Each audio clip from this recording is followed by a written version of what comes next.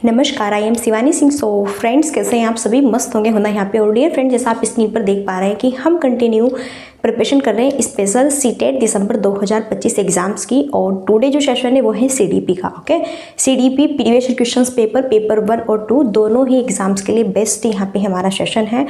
और मैं स्टार्टिंग से ही negative then positive tag words के थ्रू आपको पढ़ा रही हूँ यहाँ पे, ठीक है ना। आज का जो प्रैक्टिस सेट है वो यहाँ पे 6 है। इससे पहले मैंने 5 यहाँ पे कंप्लीट करा दी। जिस फ्रेंड्स ने वॉच नहीं किए बेहतरीन तरीके से वॉच कर सकते हैं। बहुत इंपॉर्टेंट यहाँ पे क्वेश्चन है हमारे, ठीक है। देन बाय शिवानी सिंह मेरे द्वारा ही कंटिन्यू सेशन आपको कराए जा रहे हैं। और अगर आपको बिल्कुल फ्री में ये पीडीएफ चाहिए, कैसे बिल्कुल फ्री में अगर आपको ये पीडीएफ चाहिए, आपको क्या करना है, ये हमारा व्हाट्सअप यहाँ पे ग्रुप है 7505890761, ठीक है ना। आप ग्रुप में भी ऐड हो सकते हैं या फिर आप मैसेज कर सकते हैं, मैं आपको ग्रुप में ऐड कर दूंगी। ओके, सो चलिए फिर अब हम स्टार्ट करते हैं क्वेश्चन फर्स्ट की। और बहुत इंपॉर्टेंट क्वेश्चन है हमारे, बहुत ही ग्रेट क्वेश्चन है यहाँ पे, ठीक है ना। चलिए, सो स्क्रीन पर फर्स्ट क्वेश्चन है। और फर्स्ट क्वेश्चन आपके सामने है कि मूल्यांकन की योजना बनाते समय शिक्षक को निम्नलिखित में से किन बातों को ध्यान में नहीं रखना चाहिए। सबसे पहले हमें क्वेश्चंस को पूरा पढ़ना है, फिर ये देखना है क्वेश्चंस नेगेटिव पूछा है कि क्वेश्चन पॉजिटिव पूछा है, आखिर क्वेश्चंस पूछा है तो किस बेसिस से पूछा है, ठीक है ना। एक मिनट, थोड़ा रुको, ब्राइटनेस को ज़्यादा ही रखिए, फिर आपको सही से भी नहीं दिखाई देता। जी हाँ, आप सही है, क्वेश्चंस आपको सही दिख रहे हैं ना, बिल्कुल। ओके, मूल्यांकन की योजना बनाते समय शिक्षक को निम्नलिखित में से किन बातों का ध्यान नहीं रखना चाहिए, ये बताना है। तो छात्रों की तैयारी का स्तर क्या है, क्या इस बात का ध्यान रखना चाहिए। देखो, छात्रों की तैयारी का स्तर क्या है। मानो कि अगर आप यहाँ पे मैथ्स में भिन्न पढ़ाने वाले हैं, आज भिन्न का चैप्टर, तो भिन्न का चैप्टर तो आप तभी पढ़ाएंगे, पहले आपको ये पता होना चाहिए कि बच्चे को प्लस, जोड़ या फिर घटाना आता है कि नहीं आता है। ओके, चलो फिर यहाँ पर हम देखते हैं कि मूल्यांकन की कौन सी विधि मुझे शिक्षा शास्त्र में अंतर्दृष्टि प्रदान करेगी। मानो आप यहाँ पे बच्चों का टेस्ट ले रहे हैं, तो टेस्ट से आपको ये अनुभव होगा कि बच्चे कितना याद करते हैं, बच्चे कितना पढ़ पाते हैं, कितना याद कर पाते हैं, टेस्ट में कितने मार्क्स आते हैं, किस तरह यहाँ पर बच्चे टेस्ट दे पाते हैं, ठीक है ना। तो ये भी बेस्ट होगा मूल्यांकन की योजना बनाते समय। अलग अलग छात्रों की सीखने की अवस्था के बारे में पता लगाने के विभिन्न तरीके क्या है। ओके, मानो हम यहाँ पे बात करें 3 स्टूडेंट्स की। एक यहाँ पे स्टूडेंट्स है रमेश। रमेश जो है मैथ्स को बहुत फास्ट सीखता है। यहीं पे सीता है, सीता रमेश से थोड़ा स्लो सीखती है। लेकिन एक बच्चा यहाँ पर है क्या, सोनू। सोनू बहुत धीमे से सीखता है। तो अब आपको अलग अलग छात्रों के, अभी देखो यहाँ पे 3 बच्चे हैं, तो 3 बच्चे मैंने बताया कि एक बच्चा बहुत फास्ट सीखता है, एक बच्चा कम सीखता है, जबकि सोनू है वो तो बिल्कुल ही बहुत ही धीमे सीखता है। तो अब आपको सोनू को भी तो ध्यान में रखना पड़ेगा ना यहाँ पे कि भैया उसे कैसे सिखाना है। ओके, सो इस वजह से हमें, अब बच्चे अलग अलग हैं तो हमें भी तो डिफरेंट यहाँ पे व्यक्तिगत भिन्नता को लेके चलना होगा। अब क्या नहीं होना चाहिए, तो सी ऑप्शन नहीं होना चाहिए। क्यों नहीं होना चाहिए कि मैं छात्रों का नामीकरण और क्या करूँ, पृथकीकरण कैसे कर सकता हूँ। मानो आपने टेस्ट लिया, टेस्ट लेने के बाद में कुछ बच्चे ऐसे हैं जो टॉप करे, जो है किसी बच्चों ने टॉप किया है, अच्छे मार्क्स आए हैं। लेकिन यहीं पर कुछ जो है स्टूडेंट्स ऐसे हैं, अगर हम उनकी बात करते हैं कि उन्होंने टेस्ट दिया है लेकिन मार्क्स बहुत कम आए हैं, बहुत ही कम आए हैं, तो आप उन्हें सभी बच्चों के सामने ये नहीं कहोगे कि आप कुछ नहीं कर सकते, तुमसे कुछ नहीं होगा, चलो यहाँ से, चलो वहाँ पे बैठो जाके, तुम कुछ नहीं कर सकते। ये अगर आप इस तरह के नेगेटिव टैग वर्ड्स उन्हें दोगे तो बच्चा क्या होगा, यहाँ पे बहुत ज़्यादा टूट जाएगा।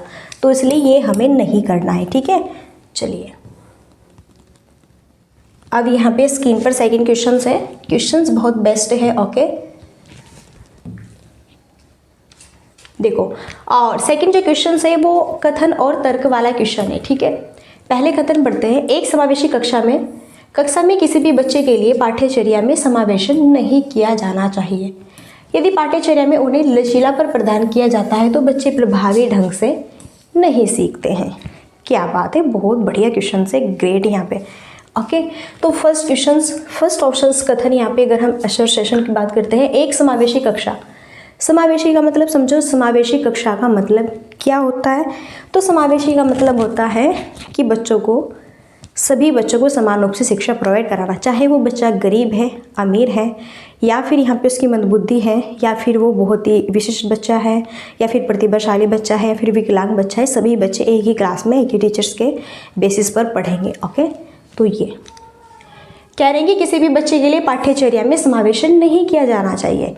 किसी भी बच्चे के लिए पाठ्यचर्या में, मानो 3 बच्चे हैं यहाँ पे, अगर हम बात करें रमेश जो कि बहुत जल्दी सीख लेता है। ओके, यहीं पे एक मोहन है, मोहन जो कि रमेश से थोड़ा धीरे सीखता है, लेकिन यहीं पर सोनू, उसका एग्जांपल दें तो बहुत धीमे से सीखता है, बहुत जो है आराम से सीखता है। तो हमें उसका भी तो समावेश करना है, उसको भी तो ध्यान में रखना है। ओके, वही फिर कह रहे, देखो अगर आप पढ़ाते वक्त बच्चों को लचीलापन प्राप्त जो है यहाँ पे कराओगे, यानी कि बच्चों की गतिविधि को देखते हुए, उनकी रुचि को देखते हुए, उनकी क्षमता को देखते हुए शिक्षा प्रोवाइड कराओगे, तो इससे बेस्ट ऑप्शन तो हो ही नहीं सकता।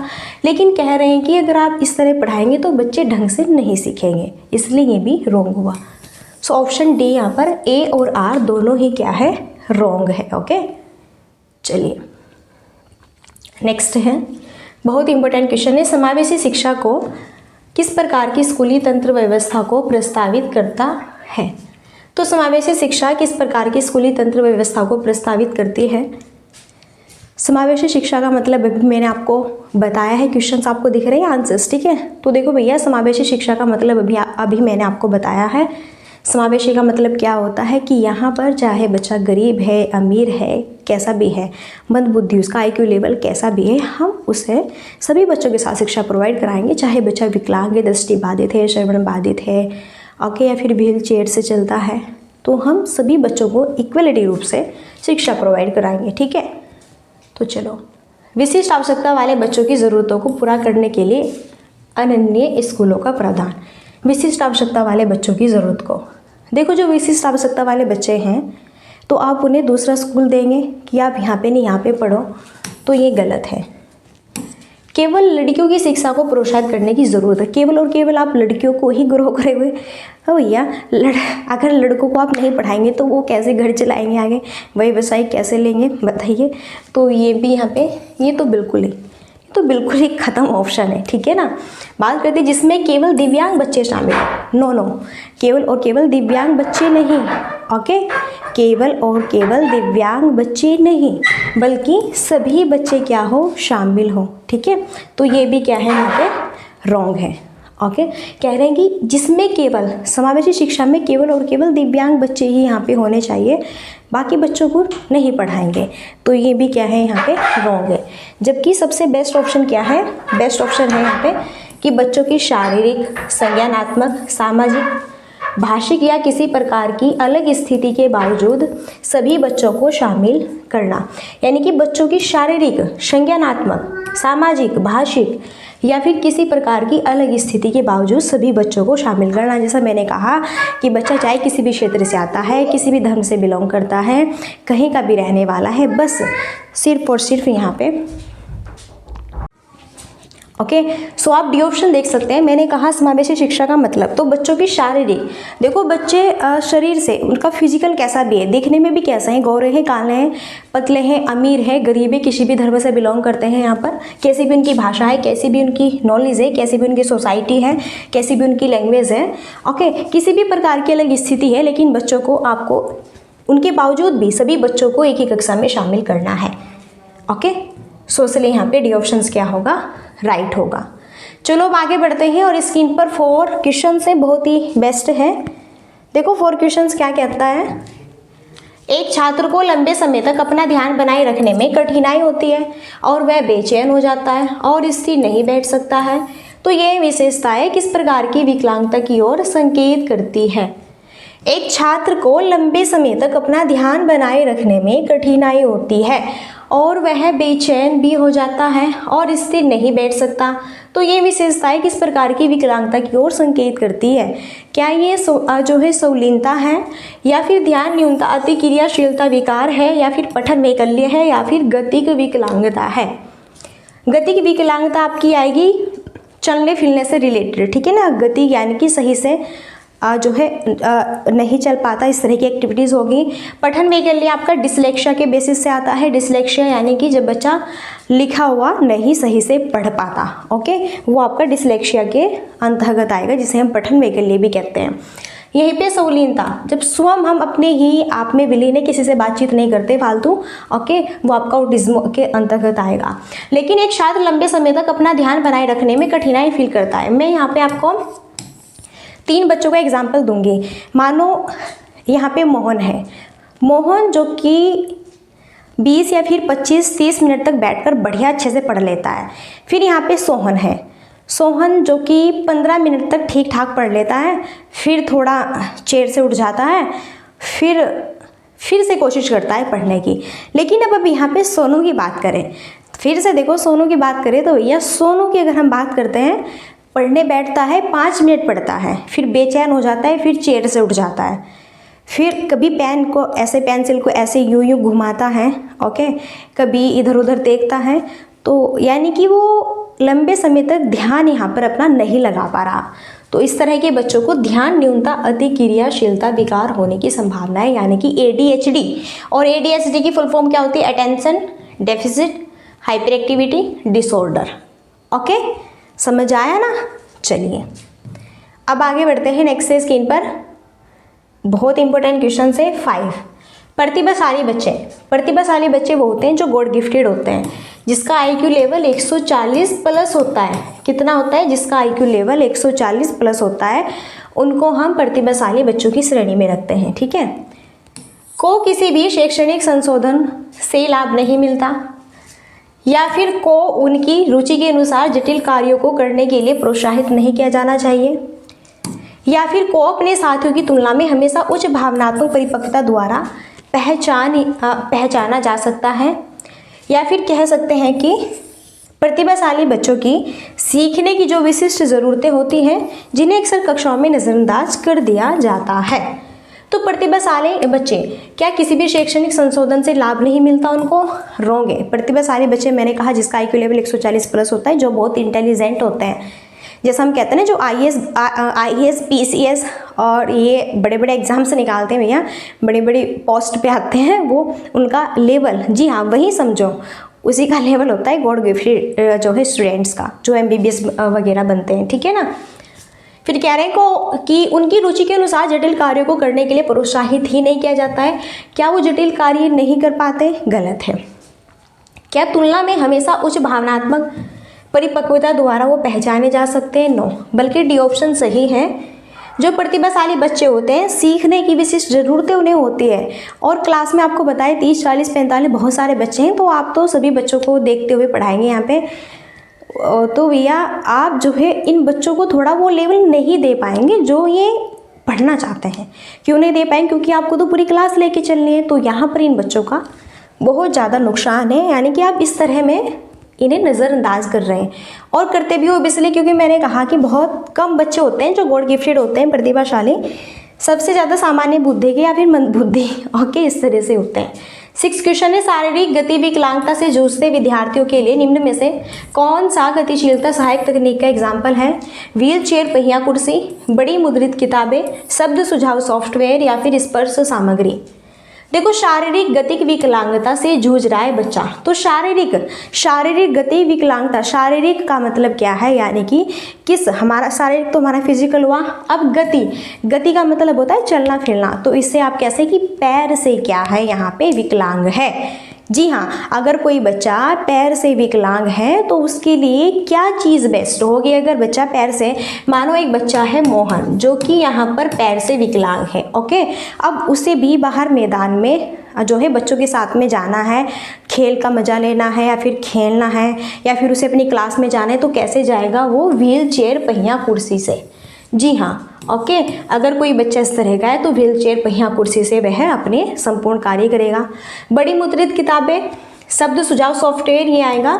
डिसलेक्सिया, शब्द सुझाव, जो बच्चा पढ़ नहीं पाता है यहाँ पे, ओके, सो उसके लिए हम कैसा जो है कि लिखा कुछ और है, पढ़ कुछ और रहा है, उसके लिए शब्द सुझाव सॉफ्टवेयर यूज़ करेंगे जिससे सही से वो पढ़ पाए। स्पर्श सामग्री, यानी कि जो दृष्टि बाधित है, जो नहीं देख पाता है, तो उसे कुछ हम इस तरह की सामग्री जो है प्रोवाइड कराएंगे जिसे वो स्पर्श करके यहाँ पे ओके चीज़ें फील कर सके। जैसे कि ब्रेल लिपि होती है, ब्रेल लिपि जो दृष्टिबाधित यहाँ पे स्टूडेंट्स होते हैं उनके लिए ही यूज़ की जाती है। फिर है बड़ी मुद्रित यहाँ पर किताबें, लार्ज पॉइंट्स बुक्स, ओके। तो ये सारी चीज़ें यहाँ पे ओबियसली आपकी रहती है। शारीरिक गति विकलांगता से जूझते विद्यार्थियों के लिए व्हील चेयर पहिया कुर्सी सबसे बेस्ट तकनीक होगी आपकी, ओके। नेक्स्ट है, निम्न में से कौन सा कारक सीखने की अभिप्रेरणा को क्या देता है, बढ़ावा देता है। निम्न में से कौन सा कारक सीखने की अभिप्रेरणा को बढ़ावा देता है। बहुत आसान या बहुत कठिन लक्ष्य चुनने की प्रवृत्ति है, लक्ष्यों की पूर्ति करने की खुद की संतुष्टि है, या फिर बाहरी क्या है कारक है, या फिर विफलता से बचने की क्या है अभिप्रेरणा है। तो इसमें से कौन सा कारक सीखने की अभिप्रेरणा को, कौन सा कारक सीखने की अभिप्रेरणा को बढ़ावा देता है। अभिप्रेरणा मोटिवेट, बहुत आसान या बहुत कठिन लक्ष्य चुनने की प्रवृत्ति, या फिर लक्ष्यों की पूर्ति करने की खुद की संतुष्टि। बाहरी कारक, देखो विफलता से बचने के लिए हम जो है कि हमें जो है फेल नहीं होना है, हमें पास होना है इसलिए हम पढ़ रहे हैं, या फिर हमें पुरस्कार लेना है हम किसी को दिखाने के लिए पढ़ रहे हैं, या फिर बाहरी कारकों से हम मोटिवेट है इसलिए पढ़ रहे हैं, या फिर किसी के दबाव में आके हम मोटिवेट हो रहे हैं इसलिए पढ़ रहे हैं। लेकिन मोटिवेट और सीखना तब सबसे बेस्ट होगा जब आप खुद अपनी संतुष्टि के लिए पढ़ रहे हैं। तो लक्ष्यों की पूर्ति करने की खुद की जब संतुष्टि आपके अंतर्गत आएगी वो सीखने की भी प्रेरणा को सबसे ज़्यादा बढ़ावा देगा। मानो एक लड़की है रीना, उसने आज ठान लिया कि आज मुझे यहाँ पे कमरा मैंने बंद कर लिया और जब तक मेरे 10 क्वेश्चन यहाँ पे मैथ के 10 क्वेश्चन में जब तक सॉल्व ओके। तो यहाँ पे देखो अगर बच्चा खेल गतिविधि से सीखेगा तो बहुत बेस्ट यहाँ पे है, और अगर सामग्री के साथ प्रयोग करके सीखेगा तो भी बहुत बेस्ट है, साथियों और वयस्कों के साथ बातचीत करके सीखेगा तो भी बहुत अच्छे से सीखेगा। लेकिन बार बार बस एक ही चीज़ रटवा दो, एक ही चीज़ का रटाफिक्शन करा दो कि बस इसका अभ्यास कर लो बार बार एक ही चीज़ का, तो वो यहाँ पे सीखना नहीं हुआ। जैसे आप यहाँ पे कहो कि जो है 2 और 6 कितने होते हैं 8 होते हैं, 2 और 6 कितने होते हैं 8 होते हैं, 2 और 6 कितने होते हैं 8 होते हैं। तो बार बार एक ही चीज़ को रटवा रहे हो, ठीक है। नेक्स्ट है शिक्षा की समसामयिक नीतियाँ, जैसे कि राष्ट्रीय शिक्षा नीति 2020 इस बात पर जोर देती है कि स्कूलों में शिक्षा किसके थ्रू होनी चाहिए, अनुकूलन, निष्क्रिय, प्रत्यक्ष या फिर खोज। देखो अनुकूलन निष्क्रिय निगेटिव टैग वर्ड से, प्रत्यक्ष निर्देश भी निगेटिव, हाँ, खोजबीन और अन्वेषण। अगर आप बच्चों को यहाँ पे मानो जो है जल के बारे में पढ़ा रहे हैं, पानी के स्रोत, कुएं, तालाब, नदियाँ, तो आप स्कूल के आसपास जो कुएं, तालाब, नदियाँ है वहाँ पे बच्चों को घुमाने के लिए लेके जाएंगे। देखो पानी कहाँ से आता है, कैसे आता है, किस तरह, ओके। तो इस तरह बच्चा बहुत अच्छे से यहाँ पे सीखेगा भी। नेक्स्ट है, निम्नलिखित में से कौन सा कथन एक सामाजिक जो है रचनात्मक कक्षा में होने वाले आकलन के रूप में सही नहीं है। जो सही नहीं है वो बताना है, यानी कि निगेटिव यहाँ पे क्वेश्चंस पूछा है। आकलन शिक्षण अधिगम प्रक्रिया का एक समग्र हिस्सा होना चाहिए। आकलन कागज कलम परीक्षणों के माध्यम द्वारा केवल साल के अंत में किया जाना चाहिए। आकलन एक समय अवधि के दौरान होने वाले बच्चों के अधिगम में प्रगति के बारे में जानने के लिए किया जाना चाहिए। या फिर बात करें आकलन विभिन्न प्रकार की युक्तियों का उपयोग करते हुए विविध रूप से होना चाहिए। तो आकलन के संदर्भ में क्या सही नहीं है, तो जब आप यहाँ पे बच्चों को शिक्षण गतिविधि करा रहे हैं, आकलन करा रहे हैं, तो इसका मतलब ये होता है कि एक समग्र हिस्सा बिल्कुल होना चाहिए, अधिगम प्रक्रिया का एक समग्र हिस्सा होना चाहिए कि बच्चे कैसे सीखते हैं, कैसे नहीं सीखते, क्या सिखाना है, क्या नहीं सिखाना है। ऑब्वियसली बहुत बेस्ट है। आकलन कागज कलम परीक्षणों के माध्यम से के द्वारा केवल साल के अंत में किया जाना चाहिए। तो हाँ, यहाँ पे ना क्या नहीं होना चाहिए, यही नहीं होना चाहिए। कह रहे हैं कि सिर्फ और सिर्फ बस आप पढ़ा रहे हो तो ठीक है, बस जो है साल भर में जब बच्चों की आप परीक्षा लोगे ना तभी बस यहाँ पे टेस्ट लेना, जब परीक्षा होगी तभी देखना बच्चा कितना सीख रहा है, कितना नहीं सीख रहा है। उससे पहले तो बस आपको 1 साल की अपनी पूरी ड्यूटी पूरी करनी है कि हाँ मैंने इस वक्त तक और इतना बच्चे को सिखा दिया, ठीक है। तो चलिए फ्रेंड्स, बस यहीं पे 10 क्वेश्चंस थे हमारे। आई होप आपको अच्छे से क्वेश्चन समझ आ गए होंगे। अगर कोई डाउट्स है, कोई इशूज़ हैं, सो प्लीज़ आप मुझे बता सकते हैं। तो अब यहीं पर हम अपनी वाणी को देते हैं विराम और मिलते हैं नेक्स्ट सेशन में। और तब तक के लिए so thanks for watching, keep study and bye bye, take care. जय हिंद, जय भारत, नमस्कार।